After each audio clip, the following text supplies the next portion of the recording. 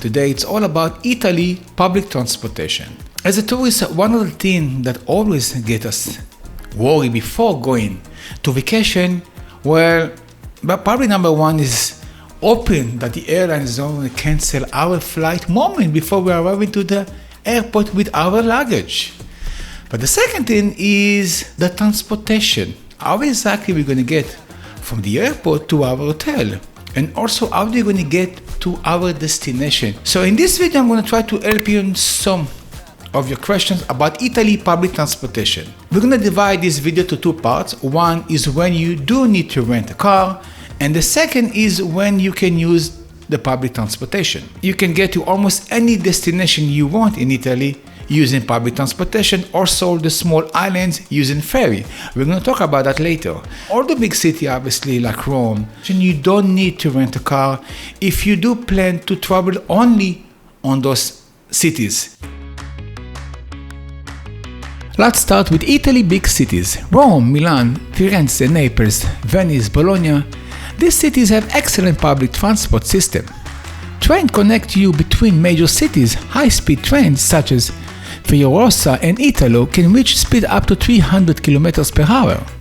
Inside cities you will find metros, trams, buses, and in Venice, Vaperato, the famous water buses. Buy tickets before you board from machine, kiosk or apps. Always validate your tickets before boarding. There is usually a slight yellow or green machine near the platform. In cities like Rome or Milan, use a day pass. They're much cheaper than a single ticket if you plan to move around a lot. In Venice, don't waste money on gondolas. For transport, use the traghetto. It's a local ferry that across the Grand Canal for just a couple of euros.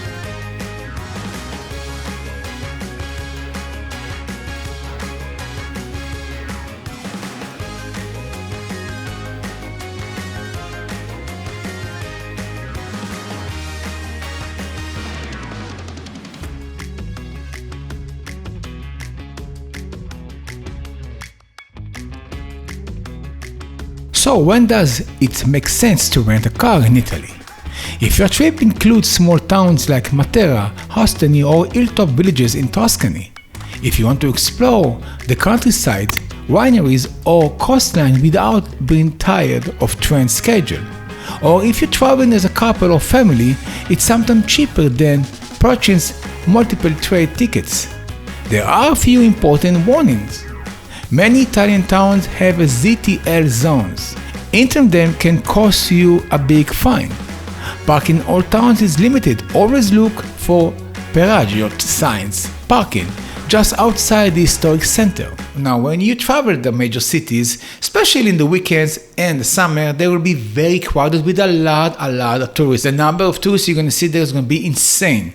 So sometimes you just want to take your stuff and run to a small towns like you see in Instagram and TikTok. And trust me, in Italy there is a lot of beautiful towns like that. In most places you can find yourself enjoy those towns using the public transportation. Before we continue, hi, my name is Guy and my wife and I, we also travel a lot in Italy, and our channel is about how, where, when, and everything you need to know before going to Italy. If it's your first time here in our channel, please check it out. We have plenty of playlists of so many beautiful places here in Italy, how to get there, when to rent a car, where to stay, where to eat. Amalfi Coast, it's a place that other people like to travel when they get to Italy, especially if you're planning to go to the south part of Italy, like Naples.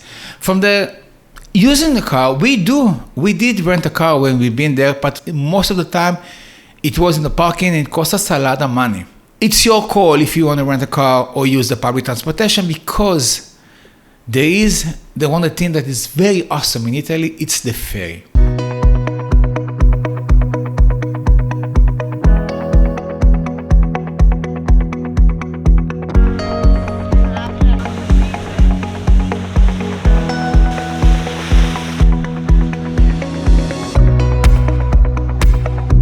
there is so much ferry service over there, like Portofino, Santa Margherita Liguera, Cinque Terre, Amalfi Coast, and of course islands like Capri. That's the only way to get there. It's by the ferry. When you stay in Naples, for example, or you stay in Genoa in the north of Italy, and you want to see places like the Cinque Terre, those small, beautiful 5 villages, it's going to be very complicated and very expensive to use a car. It's going to make your life much easier because it's going to be very hard for you to find a parking.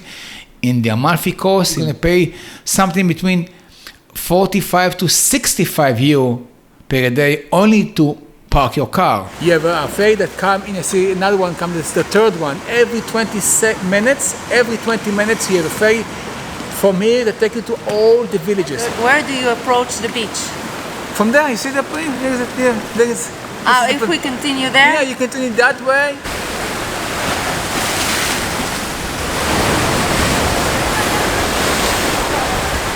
Now here's where things get tricky. Public transportation in Italy is impressive between cities, but once you start exploring smaller towns and villages, the experience changes. Although reaching them by train or bus is possible, connection can be slow or limited, especially on weekends or holiday. In some rural regions such as Tuscany or Sicily, buses may run only in a few times a day, and if you're carrying luggage or filming, as we often do, it's not always practical. Always check timetable apps like Morbid or even Google Maps.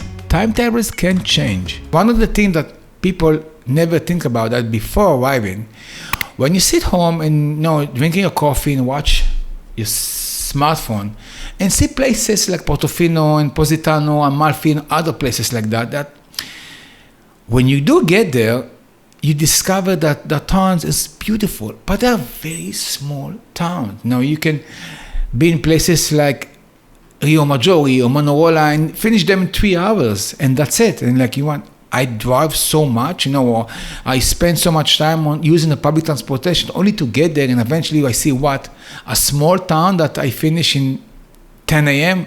What exactly I'm going to do now?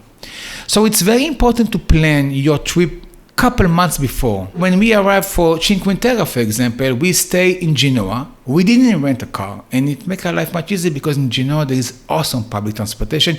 We use the buses over there. We reach any destination we need because in the major cities, all the places that you want to see, they're pretty close to each other. You can walk in most places. I mean, like in Rome, except the Vatican, you're going to walk the entire day.